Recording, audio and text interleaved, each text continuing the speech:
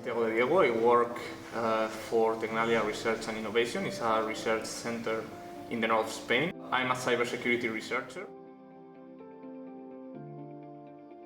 I had the opportunity coming here to share my vision about how cybersecurity is going to evolve during the next years and how the future looking it from a cybersecurity perspective. What issues we are facing in cybersecurity and how can we deal with them.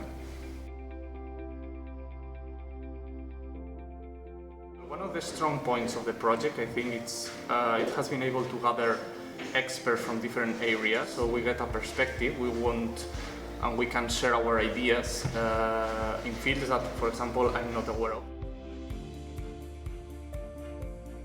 It was a nice opportunity, and I hope to repeat in other occasions.